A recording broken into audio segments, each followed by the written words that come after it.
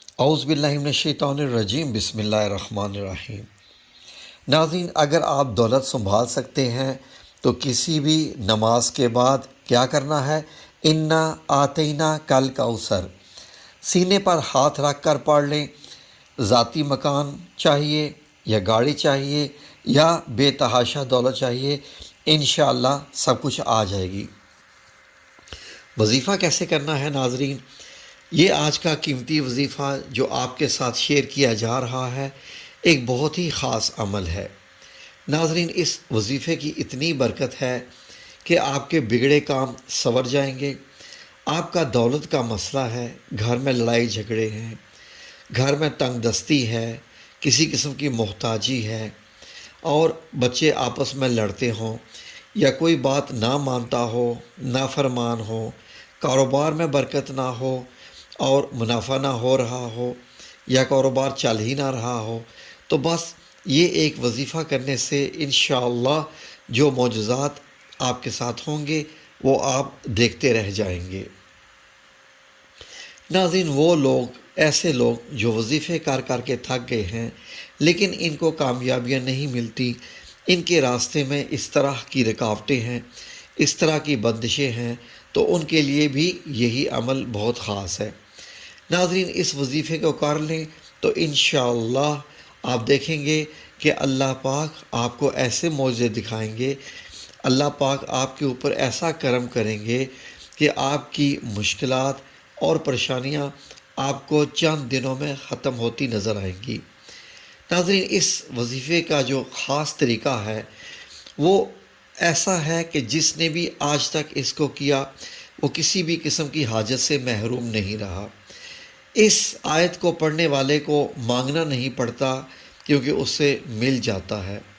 تو میرے پیارے محترم ناظرین، نبی کریم صلی اللہ علیہ وآلہ وسلم نے فرمایا کہ اے عبداللہ بن قیس، کیا میں تمہیں جنت کے خزانوں میں سے ایک خزانے کے متعلق نہ بتاؤں؟ تو فرماتے ہیں کہ میں نے عرض کیا، یا رسول اللہ صلی اللہ علیہ وسلم، کیوں نہیں، ضرور بتائیں۔ تو آپ صلی اللہ علیہ وآلہ وسلم نے ارشاد فرمایا، تم کہو لا حول ولا قوت الا باللہ، نہ گناہ سے بچنے کی ہمت ہے اور نہ نیکی کرنے کی طاقت ہے مگر اللہ کی توفیق۔ یہ ناظرین صحیح بخاری اور صحیح مسلم نے بھی اس کو روایت کیا ہے۔ تو میرے پیارے محترم ناظرین، یہ جو وظیفہ آپ کو بتایا جا رہا ہے، کتنی تعداد میں پڑھنا ہے، کس وقت پڑھنا ہے، اور اس وظیفے کے پڑھنے سے آپ کو کیا کیا فوائد ملیں گے، آج کی اس خاص ویڈیو میں آپ کو ہم مکمل تفصیلات سے بتا رہے ہیں۔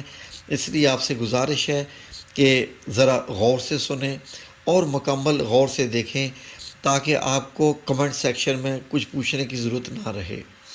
تو ناظرین، معاملہ یہ ہے کہ حدیث پاک ہے، صلی اللہ علیہ وسلم کا ارشاد ہے کہ اے لوگو، اتنی عبادت کرو جو قابل برداشت ہو، کیونکہ اللہ ثواب دینے سے نہیں رک سکتا یہاں تک کہ تم خوف عبادت کرنے سے اکتا جاؤ گے۔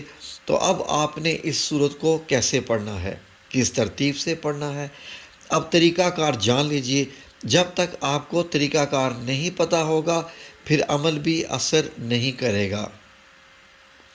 ہر وظیفے میں ناظرین جیسے کچھ خاص احتیاط ہوتی ہیں، تو آپ اس کا طریقہ کار جان لیجئے۔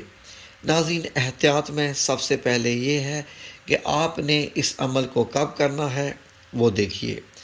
ناظرین، آپ فجر، ظہر، عصر، مغرب، عشاء اور تہجد کسی بھی نماز کے بعد اس کو کر سکتے ہیں، اس میں کوئی پابندی نہیں ہے۔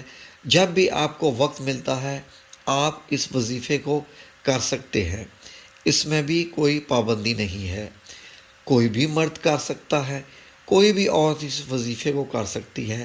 ناظرین، اکثر کچھ مردوں کو جو ہے بہت سی مشکلات کا سامنا کرنا ہوتا ہے، کیونکہ ناظرین مرد ان کو باہر کام کرنا پڑتا ہے، بیوی بچوں کے لیے مشکلات کا سامنا کرنا پڑتا ہے، اور بھی معاشرے کی بہت ساری ٹینشن ہوتی ہیں، گھر باہر ہر طرف، کیونکہ محنت مشقت کرتے ہیں۔ اسی لیے عورتیں کچھ ایسی ہوتی ہیں کہ ان کے پاس بہت وقت ہوتا ہے تو وہ یہ وظائف آسانی سے کر سکتی ہیں، تو ناظرین، جب گھر کی عورتیں جو پاکیزہ عورتیں ہوتی ہیں، گھروں میں رہتی ہیں، نمازوں کی پابندی کرتی ہیں، جب وہ وظائف کرتی ہیں اور دل سے کرتی ہیں تو اللہ رب العزت ان کے وظائف کو جلدی قبول فرما لیتا ہے۔ تو ناظرین، آپ خواتین سے کوئی سن رہی ہیں تو آپ سے یہ ریکویسٹ ہے کہ آپ اس وظیفے کو پابندی کے ساتھ کریں، اور انشاءاللہ دیکھیں کہ اللہ رب العزت آپ کی کیسے سنیں گے۔ اور دوسرا یہ بھی ہے کہ آپ خاص ایام میں بھی اس وظیفے کو کر سکتی ہیں، اس کی بھی پابندی نہیں۔ اور اگر آپ اس سے پہلے بھی کوئی عمل کرتے ہیں، کوئی کسی قسم کی تسبیحات کرتی ہیں، تو اس کے ساتھ بھی کوئی اور معاملہ نہیں ہے، کسی قسم کی بھی کوئی پریشانی نہیں ہوگی۔ وقت کو مد نظر رکھتے ہوئے آپ نے اس وظیفے کی شروعات کیسے کرنی ہے، وہ آئیں آپ وظیفے کی طرف چلتے ہیں۔ تو آپ نے پڑھنا ہے اعوذ باللہ من الشیطان الرجیم بسم اللہ الرحمن الرحیم۔ ناظرین، یہ بھی اسی وظیفے کا حصہ ہے، آپ نے لازمی پڑھنا ہے۔ اس کے بعد آپ نے درود شریف پڑھیں، ایک بار لازمی میرے ساتھ بھی پڑھ لیجئے، اللہم صلی علی محمد وعلی آل محمد کما صلیت علی ابراہیم وعلی آل ابراہیم انک حمید مجید، اللہم بارک علی محمد وعلی آل محمد کما بارکت علی ابراہیم وعلی آل ابراہیم انک حمید مجید۔ یہ درود پاک آپ نے 7 بار پڑھنا ہے، آپ صلی اللہ علیہ وآلہ وسلم کی ذات پر۔ اور اگر کسی میرے بہن بھائی کو یہ درود پاک نہیں آتا تو کوئی سا بھی درود پاک پڑھ لیں، جو بھی آپ کو آتا ہے۔ اور اگر کوئی بھی نہیں آتا تو اتنا کہہ سکتا ہے صلی اللہ علیہ وآلہ وسلم۔